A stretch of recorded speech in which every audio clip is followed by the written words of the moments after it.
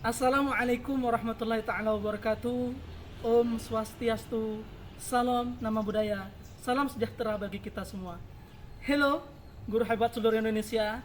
Perkenalkan, nama saya Ahmad Mulhakim, merupakan guru di SMP Negeri 2 Negara, Kabupaten Jemberana, Provinsi Bali. Pada kesempatan kali ini, saya akan menyampaikan hasil praktik baik yang telah saya lakukan terkait dengan pembelajaran berdiferensiasi yang ada di kurikulum Merdeka. Pembelajaran berdiferensiasi merupakan pembelajaran yang dimana di dalam prosesnya memerdekakan kebutuhan peserta didik kita. Kita tahu bersama bahwa kebutuhan anak berbeda satu dengan yang lainnya. Mulai dari minat bakatnya, kemampuan kognitifnya, dan juga gaya belajarnya. Maka dari itu, implementasi pembelajaran berdiferensiasi dapat menjadi solusi yang tepat dalam merancang pembelajaran yang ideal, sehingga akan tercipta yang namanya kemerdekaan belajar bagi anak didik kita.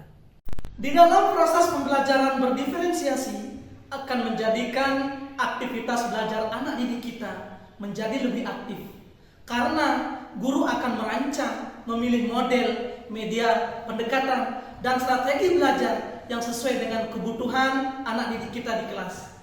Anak akan merasa terfasilitasi kebutuhan belajarnya, sehingga di dalam proses pembelajaran anak akan merasakan apa yang namanya kemerdekaan belajar yang sesungguhnya.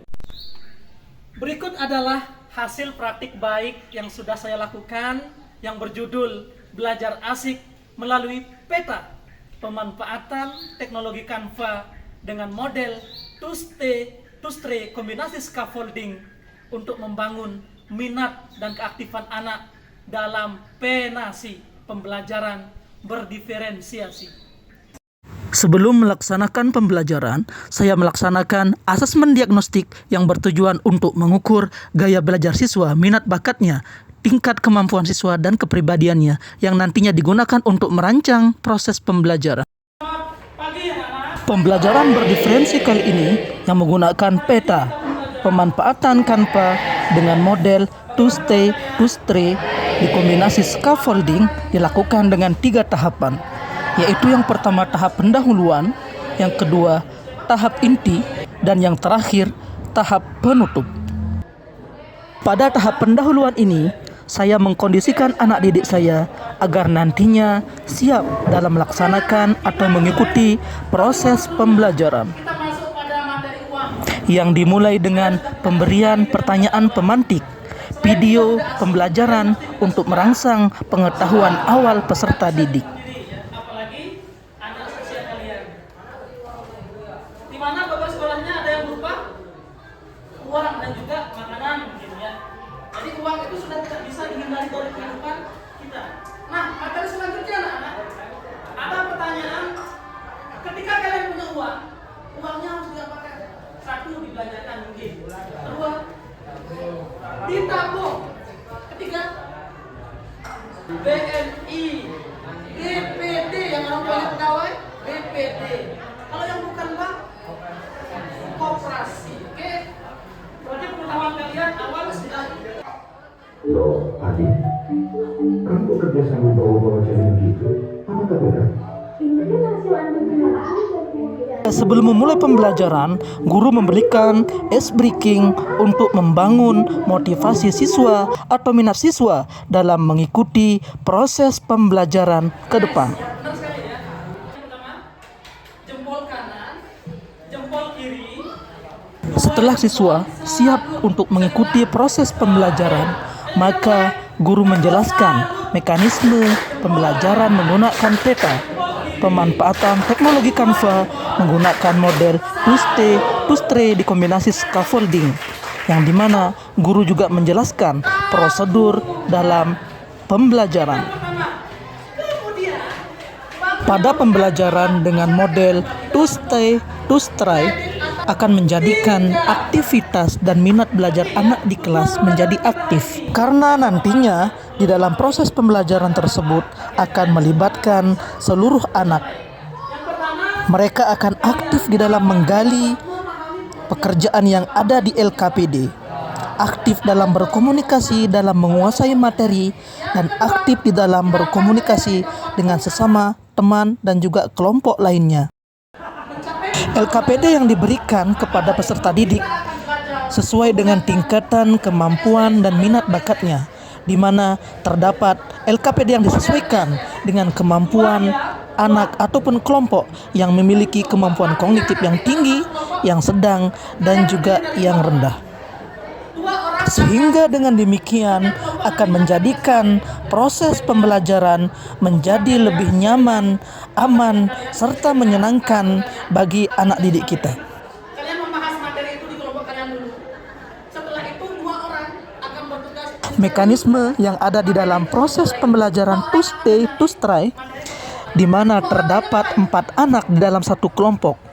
2 anak bertanggung jawab untuk menjadi tuan rumah dalam menjelaskan hasil LKPD yang dia kerjakan kepada kelompok pendatang atau kelompok yang berkunjung kepada kelompoknya. Sedangkan 2 anak lainnya akan berkunjung untuk menggali materi baru yang ada di kelompok lain. Untuk materinya sudah dibagi. Silakan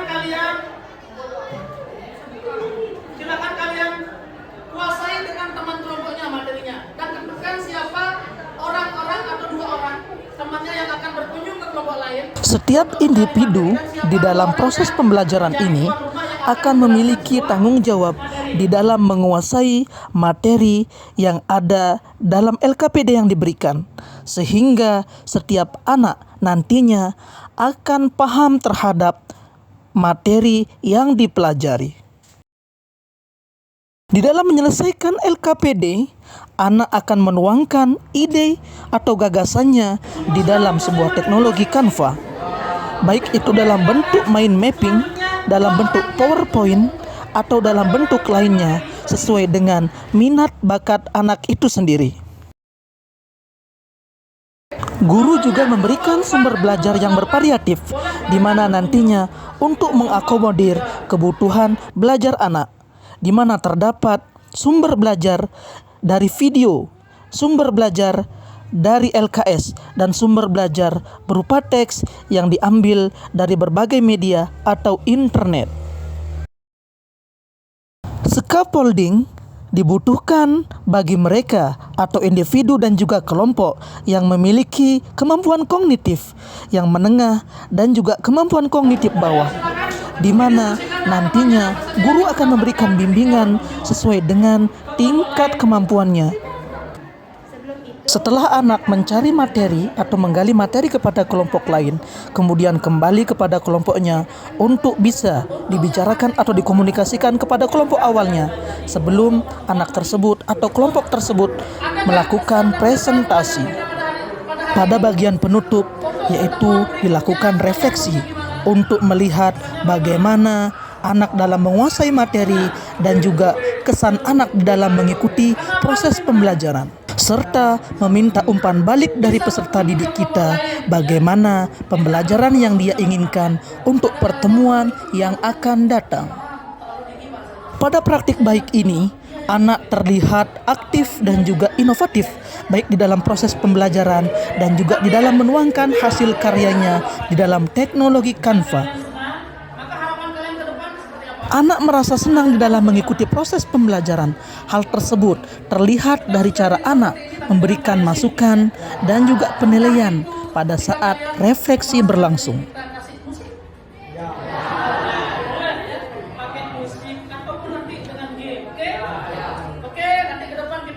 Tahap terakhir, saya melakukan evaluasi baik terhadap aktivitas belajar siswa secara kelompok dan juga tugas LKPD siswa yang telah diselesaikan. Demikianlah praktik baik yang sudah saya lakukan.